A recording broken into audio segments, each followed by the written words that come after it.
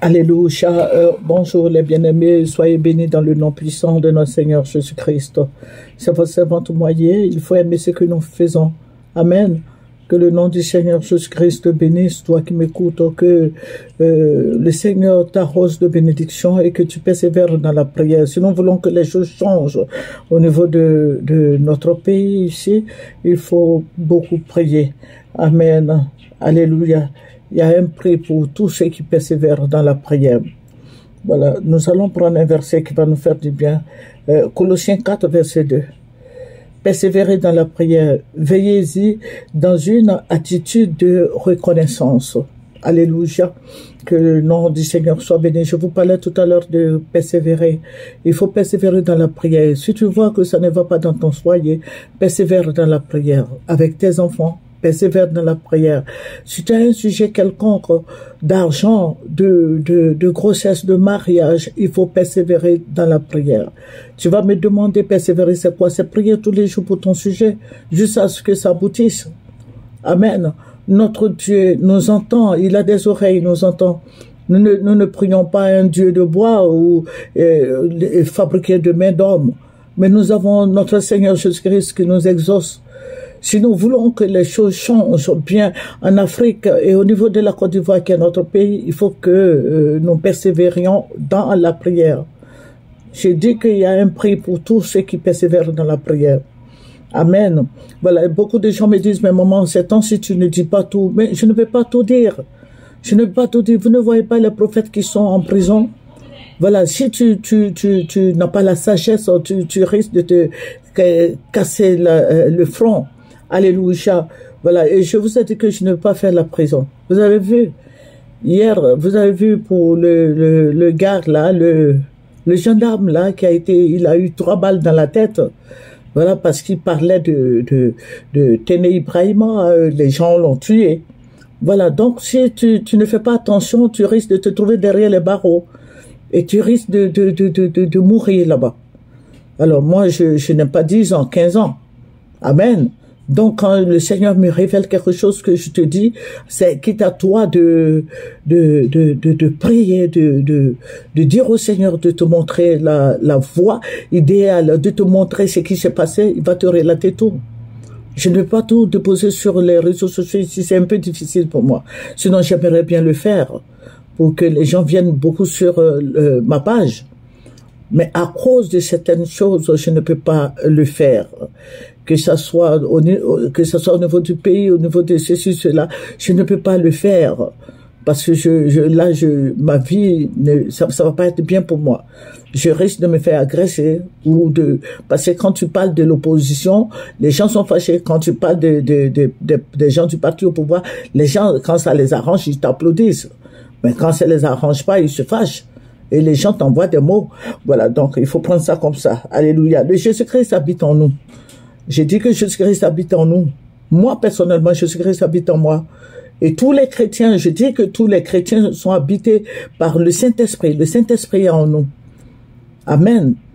Puisque Dieu est en nous, nous avions accepté Jésus-Christ, nous sommes baptisés par immersion et nous parlons en langue. Que le Seigneur Jésus-Christ nous bénisse. Amen.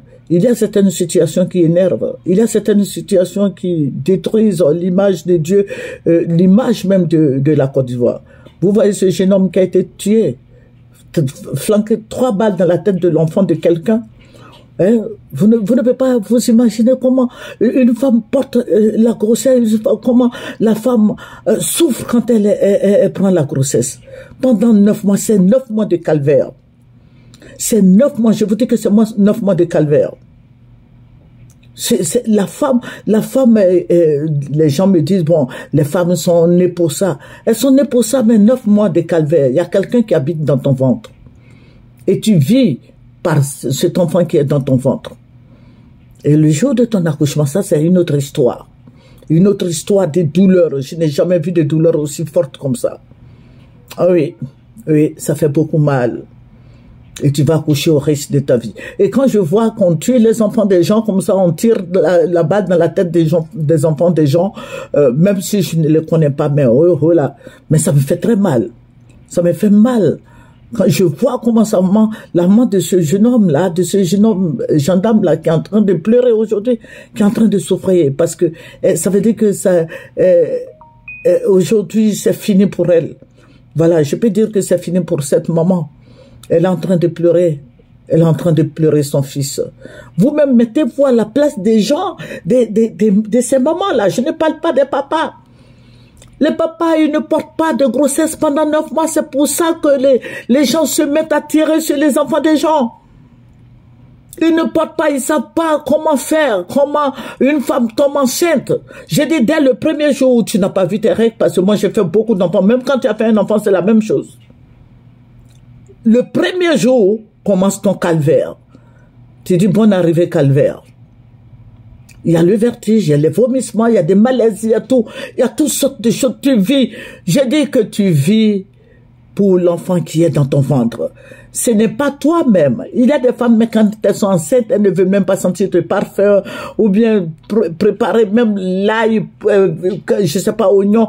Tout cela, ça dépend de l'enfant que tu portes. Chaque enfant vient avec son programme. Donc, je vais dire quoi? Je vais dire aux hommes de faire attention. De ne pas tirer sur les gens, de ne pas tuer les enfants des femmes. Moi, je ne parle pas, je m'en moque des hommes. Mais je dis les femmes. Pourquoi? Parce que c'est la femme qui porte la grossesse. C'est la femme qui souffre. Il y a beaucoup de femmes qui restent sur les lits d'accouchement. Que ce soit en Afrique, aux États-Unis même, en France, partout. Il y a des femmes qui décèdent le jour de cette délivrance, de cet accouchement. Amen. Alors, tu accouches, et puis des gens sont là, ils se droguent, et puis ils tirent sur la vie des gens, ou bien ils se lèvent, on dit, tue cette personne. Mais c'est malheureux ça. C'est malheureux, ça donne à vomir. C'est méchant, c'est méchant. Et bon, pour ceux qui font ce genre de démarches-là, mais vous ne savez pas comment Dieu est fâché, Dieu va vous maudire. Quand vous arrachez la vie de quelqu'un, il faut dire que tu reçois une malédiction. Tu prends tout le péché de la personne. Vous racontez des histoires, là, on dit que bon, quand tu vas à la mosquée, voilà, le jour que tu meurs, tu vas rencontrer 70 vierges. Qui vous a dit ça? Détrompez-vous, vous partez à l'enfer. Tu rencontreras pas 70 vierges. Quelle vierge qui va t'attendre là-bas? Si tu n'as pas rencontré 70 vierges, c'est là-bas tu vas rencontrer 70 vierges, mon œil. Arrêtez de tuer les enfants des gens. Arrêtez de faire pleurer les femmes. Arrêtez de faire pleurer les femmes. Et je le dis haut et fort, arrêtez de faire pleurer les femmes. Toutes les femmes pleurent. Quand un enfant tombe, quand un enfant décède comme ça, s'il n'est pas malade, même s'il est malade, quand un enfant décède comme ça, dans la cruauté, torturer un enfant jusqu'à ce qu'il décède, mais c'est la maman qui pleure, c'est toutes les femmes qui pleurent. Que tu sois femme de président, tu sois femme de président, jusqu'à la femme qui vend au marché, jusqu'à la paysanne. C'est toutes les femmes, ce sont toutes les femmes qui pleurent. Alléluia. Donc, je veux dire à chacun de nous de faire beaucoup attention, de donner des conseils. Voilà, on peut pas tuer les gens comme ça et puis voilà, et puis c'est fini quoi. C'est fini. Voilà, c'est fini pour lui. C'est fini pour tous ceux qui sont tués de cette manière. Voilà, que Dieu nous épargne de ces personnes, que Dieu nous épargne de ces tragédies, que Dieu épargne nos enfants, que Dieu épargne toute la Côte d'Ivoire, que Dieu épargne les uns et les autres. Alléluia. Alléluia, que le Seigneur nous aide. Au fait, je voulais vous donner la deuxième partie de la révélation sur Sorodium, mais je crois que je vais le faire demain parce que la tension est très haute. Non, c'est pas parce que je suis malade, non, je suis pas malade, je n'ai pas de tension par la grâce de Dieu. Voilà, par la grâce de Dieu, je n'ai pas de tension, mais je suis énervé, je suis un peu énervé à cause de certaines choses, à cause de ce qui se passe, voilà, dans mon pays ici, flanqué 3 balles dans la tête de l'enfant de quelqu'un, et ça me fait très mal.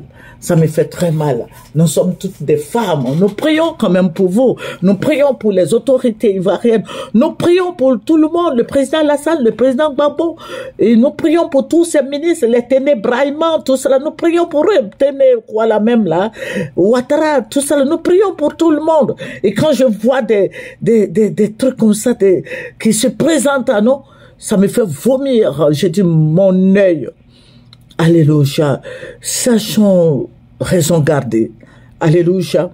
Et prions pour nos enfants, prions pour les autorités. On continue de prier pour vous, mais cessez de tuer les enfants des gens. Alléluia. Tous ceux qui prient, qui prient. Quand tu pries, tu ne tues pas. Quand on prie pour toi, on ne tue pas. Il y a cette haine-là. C'est ça.